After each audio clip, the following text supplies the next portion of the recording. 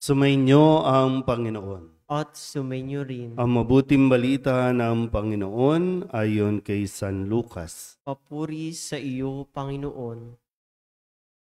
Isang araw ng pamamahinga, si Jesus ay inanyayahang kumain sa bahay ng isang pinuno ng mga Pariseyo at binabantayan nilang mabuti ang kanyang mga kilos. Napansin ni Jesus na ang pinipili ng mga inanyayahan ay ang mga upuang nakalaan sa mga piling panauhin. Kaya't sinabi niya ang talinghagang ito, kapag inanyayahan ka ninuman sa isang kasalan, huwag mong pipiliin ang tanging upuan. Baka may inanyayahang lalong tanyag kaysa iyo. At lalapit ang nag-anyaya sa inyong dalawa at sasabihin sa iyo, maaari bang ibigay ninyo ang upuang iyan sa taong ito? Sa gayoy mapapahiya ka at dooy malalagay sa pinakaabang upuan. Ang mabuti, kapag inaanyayahan ka, doon ka maupo sa pinakaabang upuan.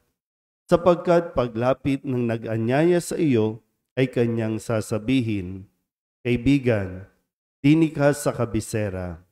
Sa gayon, nabigyan ka ng malaking karangalan sa harapan ng mga panauhin.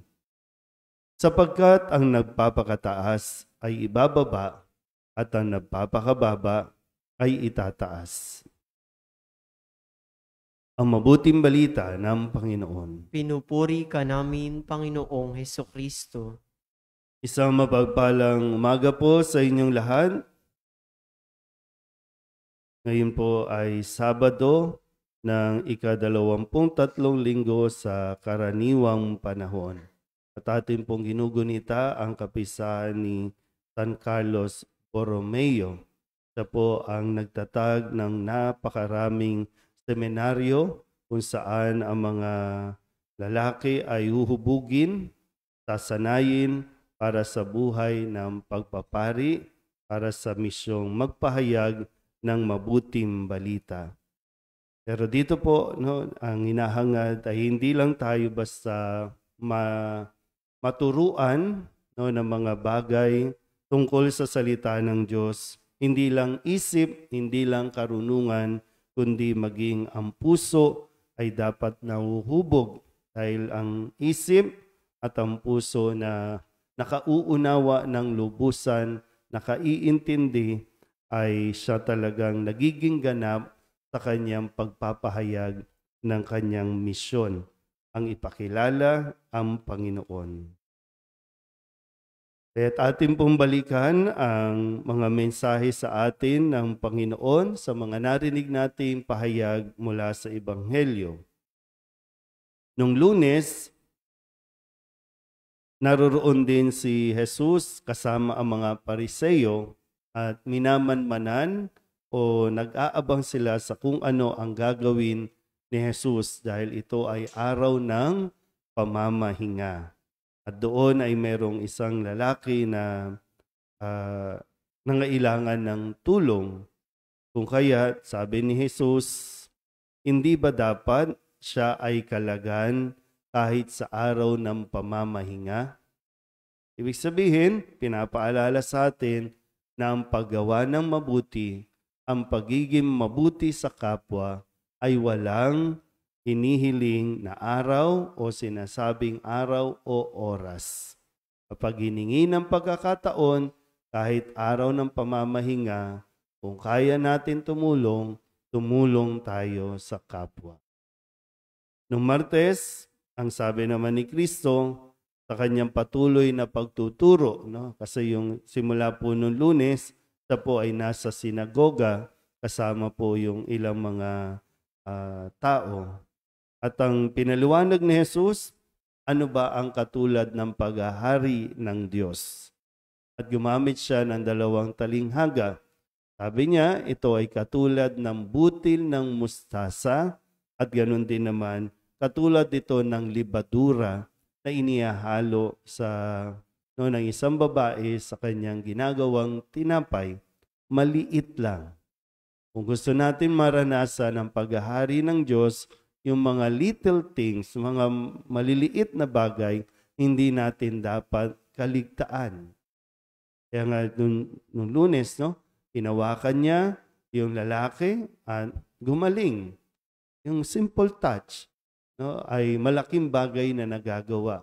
Yung paghimas, yung paglambing, yung mga salita, ito yung mga maliliit na bagay lamang na talagang kapag ginawa natin, mararanasan natin ang kaharian ng Diyos o yung langit, no, heaven na sinasabi. Nung Miyerkules naman, ang sabi ni Jesus, magdiwang kayo at magalak. Hindi dahil marunong na kayo, hindi dahil matalino kayo, kundi ang sabi niya, dahil malaki ang inyong gantimpala sa langit. Kaya wag nating isipin na wala lang o hindi pinapansin ng Diyos yung ginagawa mong kabutihan na hindi nakikita ng mga tao dahil ito ay nakikita ng Diyos. Nung Huwebes, ang sabi ni Jesus, sapagkat ito ang kalooban ng aking Ama, na lahat ng makakita at manalig sa anak ay magkaroon ng buhay na walang hanggan. Ang ginunita natin yung mga yumao nating mga mahal sa buhay. Isang araw, tayo din ay mapapabilang sa mga yumao na. Sa ngayon ay pagsumikapan natin na kilalanin at manalig kay Jesus. Nasa Kanya ang kaligtasan. Kahapon, sa pagpapatuloy ng Kanya pong pakikipag-usap sa mga Pariseo, ang sabi niya, naayon ba sa kautusan ang magpagaling sa araw ng pamamahinga? Diba, pabalikan natin, no? Noong Lunes, nagpagaling si Jesus sa araw ng pamamahinga. Nagmamanman yung mga tao. At ngayon, ito yung ibinato niya doon sa mga nakakaalam ng batas. Naayon ba sa kautusan ang magpagaling sa araw ng pamamahinga o hindi? Hindi po nakasagot ang mga Pariseo. Kaya ngayon, tandaan po natin, no? Sabi ni Jesus, sapagkat ang nagpapakataas ay ibababa at ang nagpapakababa ay itataas. Huwag natin pong pairalin na maging sa katungkulan natin, maging sa simbahan, no? Yung tinatawag natin na entitlement. Ay, hindi lang basta entitlement, kundi self-entitlement. Yung gusto natin, laging tayong mayroong espesyal na pagtrato. Gusto natin meron tayong, yung bang